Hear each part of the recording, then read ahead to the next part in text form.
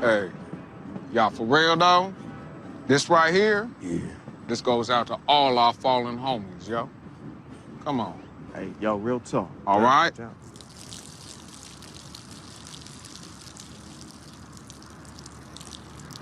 October 1st, 2022 marked the 25th running of the Petite Le Mans that's raced in the United States. Not only was the 25 years historic, it also marked the end of the cars that race in the top tier class. That would be DPI. Since 2017, Daytona Prototype International was IMSA's way of taking the P2 cars that predominantly raced in Europe and have the cars represent automakers such as Acura, Cadillac, and Mazda. While they used the P2 chassis from manufacturers like Dallara, Ligier, and Oreca, gone was the powerful Gibson motors that raced in Europe, and in place was either a naturally aspirated V8, turbocharged V6, or turbocharged 4-cylinder motor. With over 600 horsepower, fans witnessed some of the most exciting, down-to-wire, wheel-to-wheel action, many times not knowing who would win until the last few laps before the checkered flag waved. And with that, DPI, I say goodbye. And thank you for the good times. Here's to you. What are you doing?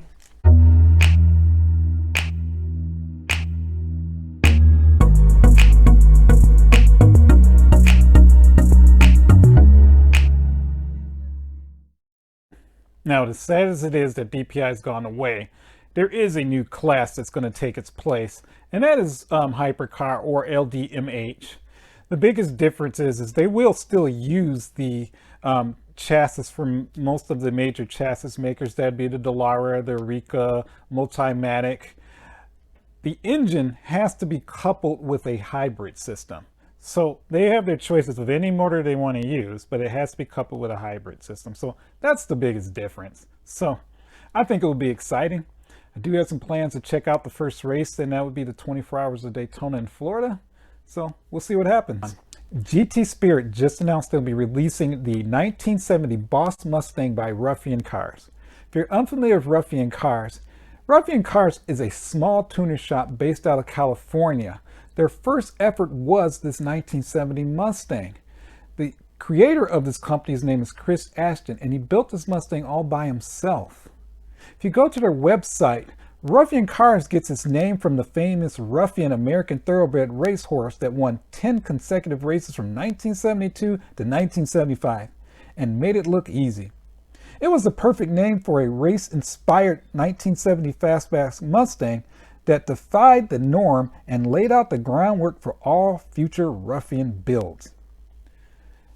Which brings me to their second build, which is a GT40 that the base car was a Superformance GT40 kit. Now this is extreme from the original kit in that it has wide body fenders, a unique engine which is more modern to the regular or original GT40 engine, and it has some cues that actually update it to today. Now that's the model I would like to see, especially if a company like AUTOart would make it. Can you imagine if this was full opening?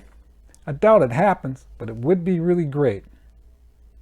Well, anyway, the last point I want to mention is that Boss Mustang is in a Category blue color. I could not find that color anywhere.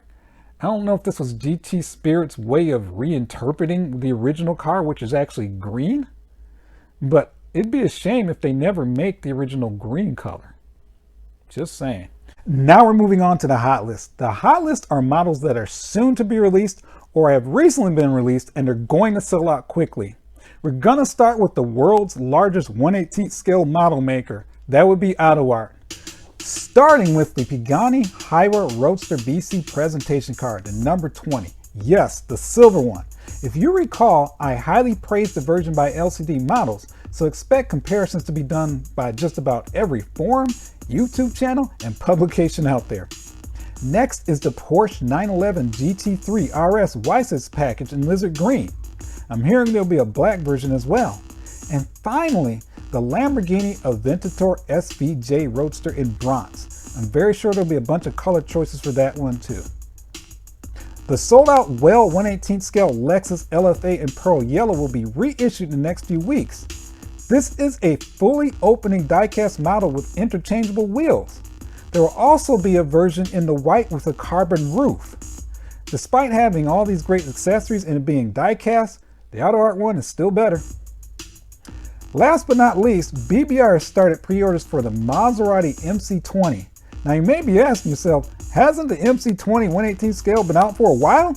Well, you'd be correct, except this one is new, and the difference is that this is a fully opening die-cast model.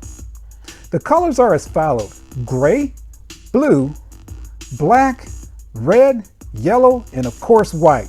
To say this is exciting news would be an understatement. I can't wait to get my hands on one of these for the channel, and I will, believe that. And that concludes this week's hot list. Please like and subscribe. That is the best way I'm going to know that you're enjoying the channel. I appreciate all your support, and I'll see you next time.